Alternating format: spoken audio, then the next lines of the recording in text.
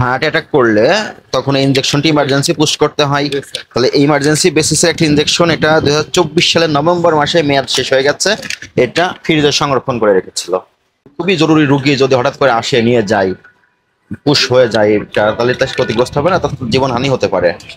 তো এই দায়িত্ব তোমাদেরকে নিতে হবে। অন্য পারবে তখন নিতে? 2024 সালের আগস্ট মাসে মেয়াদ শেষ হয়ে গেছে। আবার এটার এই মাসটা মেয়াদ আছে, দুইটা একসঙ্গে রেখে দিয়েছে। বোঝার উপায় আছে?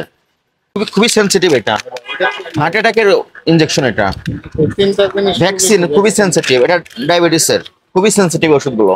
এগুলোতে আপনাদের শতভাগ সতর্ক থাকতে হবে। এটা আমাদের ভোক্তাধিকার সংরক্ষণ আইনের 51 ধারার ব্যত্যয় ঘটেছে। এই অপরাধে 1 বছরের জেল আছে, জরিমানা আছে 50,000 টাকা। আপনারা এখানে যে ত্রুটিগুলো আমরা দেখলাম, আপনি এর পক্ষে দোষ স্বীকার করেন? টিটানাস ভ্যাকসিন কত করে বিক্রয় করেন? হ্যাঁ, গাড়ি রেট কত লেখা? 95 টাকা। কত করে বিক্রয় করেন? 80, 90, 95। লাস্ট কবে বিক্রি করেছেন? কত আগে? 6 মাস আগে বিক্রি করেছেন। এটা তো মেয়াদ শেষ হয়ে গেছে 2024 সালে, 2024 সালের আগস্ট। তার মানে মেয়াদ ভ্যাকসিনও বিক্রি করেছেন? না না, আপনি কিন্তু প্রথমেই বললেন লাস্ট বিক্রি করেছেন 6 মাস আগে। এইখান থেকে কিন্তু বের করেছে এগুলো। এই ভ্যাকসিনের মেয়াদ শেষ হয়ে গেছে 2024 সালের আগস্ট মাসে। তার মানে আপনি 6 মাস পূর্বে যেটা বিক্রি করেছেন সেটা মেয়াদ উত্তীর্ণ ভ্যাকসিনে বিক্রি করেছেন। না, সেটা ডেট ছিল স্যার, দেখে নিছি। কতদিন হলো আজকে? 8, 6, 14, 14 মাস। 14 মাস মেয়াদ উত্তীর্ণ ভ্যাকসিন আপনি ফ্রিতে রেখে দিয়েছেন। বাইরে থেকে এখান থেকে আপনার সামনে বের করলাম না। আবার আপনাদেরকে জিজ্ঞাসা করলাম, আপনারা তো বললেন যে 6 মাস আগে একটা বিক্রি করেছেন। আইডিয়া করে বলেছেন? তাহলে এটার আবার মেয়াদ আছে। এটা এই মাসেই শেষ মেয়াদ। তাহলে যেটার মেয়াদ শেষ হয়ে গেছে 14 মাস আগে, সেটার সঙ্গে এটা রেখে দিয়েছেন। কোনো পেশেন্ট দুইটা কিনতে আসলে একসঙ্গে এটা একটা দিবেন। ভ্যাকসিনের যদি মেয়াদ শেষ হয়ে যায়, আপনি যদি মেয়াদ ভ্যাকসিন বিক্রি করেন, এটা তো খুব দুঃখজনক। আপনার দোকানে স্টাফ কতজন? 7 জন স্টাফ থাকতে আপনি 14 মাস ধরে মেয়াদ উত্তীর্ণ ভ্যাকসিন বিক্রয় করছেন। এখানে রেখে দিয়েছেন এটা। ভ্যাকসিনে যে বের হলো 2024 সালের আগস্ট মাসে মেয়াদ শেষ। ফেরত যদি দিবেন তাহলে তো আপনি সচেতন থাকলে তো বের করে যেখানে মেয়াদ ওষুধ সংরক্ষণ করার জায়গা আপনি সেখানে রাখতেন। আপনি আপনার এই বিক্রয়ের জন্য যে ওষুধগুলো রেখেছেন এই ওষুধের সঙ্গে ফ্রিজে রাখতেন না। আপনার ইন্টেনশন আসলে আমি তো ভালো বলতে পারছি না।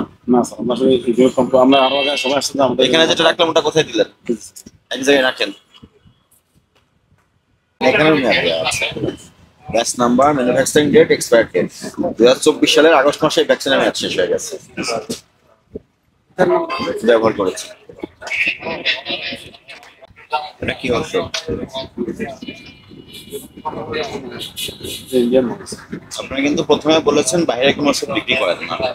ওখানে একটা পেয়েছি, এখানে আরো আছে। এটা আপনি রুপি, এটা এমআরপি দেওয়া, দেখেন এমআরপি দেওয়া, ইনক্লুসিভ অফ অল ট্যাক্সেস 7,796 রুপিতে। এটা আবার আপনি হাইলাইট করে রেখেছেন। এটা আপনি কত করে বিক্রয় করেন?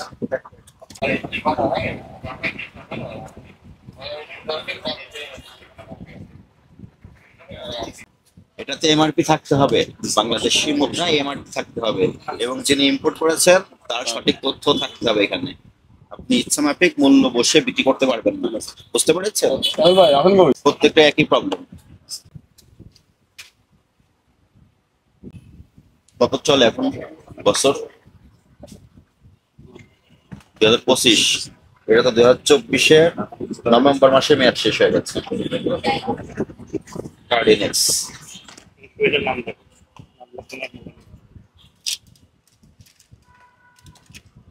সেলাই মেয়াদ শেষ হয়ে গেছে নভেম্বর মাসে। বিসিডিএস এর কমিটি আছে না এই মার্কেটে, তারা তো আপনাদেরকে নির্দেশনা দেয় সবসময় ওষুধ কোনোভাবেই ফ্রিজে বা বিক্রয়ের জন্য প্রদর্শন করা যাবে না, সংরক্ষণ করা যাবে না, এমআরপি বিহীন ওষুধ বিক্রয় করা যাবে না। আমাদের নির্দেশনা তো আপনারা পালন করেন নাই। স্যাম্পলও আছে। স্যাম্পল আমাদের, আমরা স্যাম্পল নিই না, দেশীয় stroke, brain stroke brain stroke করলে ইনজেকশন পুশ করতে হয়। হার্ট অ্যাটাক, আপনাদের প্রশংসাই করছিলাম যে আপনারা তো বিভিন্ন ফার্মেসিকে নির্দেশনা দেন, কিন্তু অনেকেই আছে আপনাদের নির্দেশনা প্রতিপালন করেন না। এটা দেখেন, কারেনেক্স হার্ট অ্যাটাক করলে তখন ইনজেকশনটি ইমার্জেন্সি পুশ করতে হয়।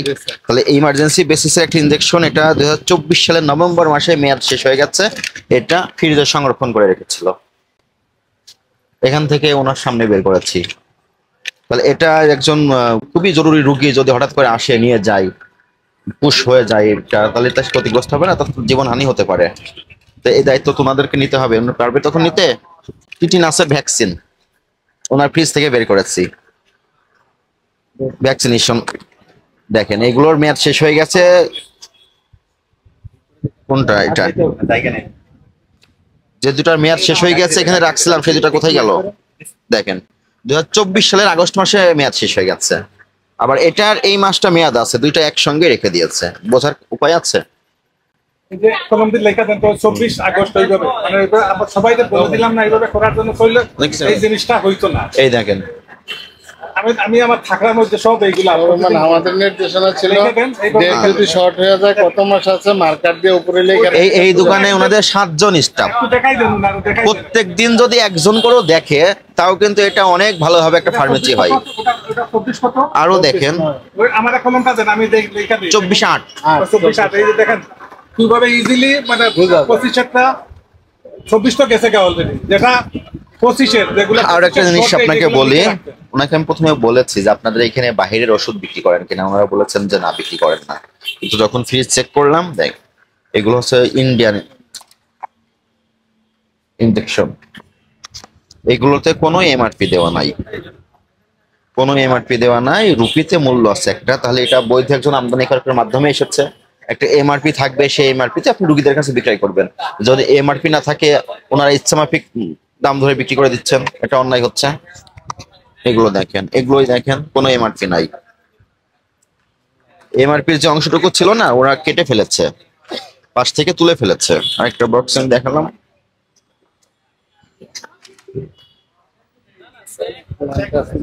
আগে যে নিষেধ করে। আপনারা এর আগে নিষেধ করেছেন, তাহলে আপনাদের সমিতি খুব ভালো কাজ করে আমরা জানি। তো ওনারা আপনাদেরকে যে বিধিনিষেধ গুলো দেয়, সেগুলো তো আপনাদের বাস্তবায়ন করতে হবে। আর এখানে তো আমাদের ভোক্তাধিকার সংরক্ষণ আইনের 51 ধারার ব্যত্যয় ঘটেছে। এই অপরাধে 1 বছরের জেল আছে, জরিমানা আছে 50,000 টাকা। আপনারা এখানে যে ত্রুটিগুলো আমরা দেখলাম, আপনি এর পক্ষে দোষ স্বীকার করেন? ভবিষ্যৎ আপনার কি করণীয়? আপনি প্রয়োজনে আপনার রেজিস্টার মেনটেন করেন। আবার উনি বললেন ওখানে বিপুল পরিমাণ ওষুধ আছে এখানে, এই ওষুধগুলো সবই মেয়াদ উত্তীর্ণ। উনি বললেন উনি মেয়াদ উত্তীর্ণ ওষুধগুলো সংরক্ষণ করেন এক জায়গায়। মেয়াদ উত্তীর্ণ ওষুধের সঙ্গে এগুলো ছিল, যেগুলোর মেয়াদ আছে।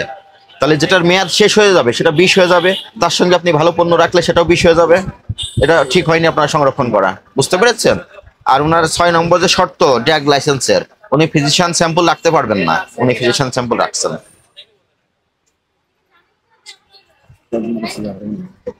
মাঝে মাঝে ওষুধ কোম্পানি গুলা চেঞ্জ দেন না, আমরা তো দেই না অনেক দোকান, আর রাইলে চেঞ্জ দেন। এই পাশে আপনি 7 জন স্টাফ আছে, প্রত্যেকদিন একজন স্টাফকে কাজে লাগাবেন।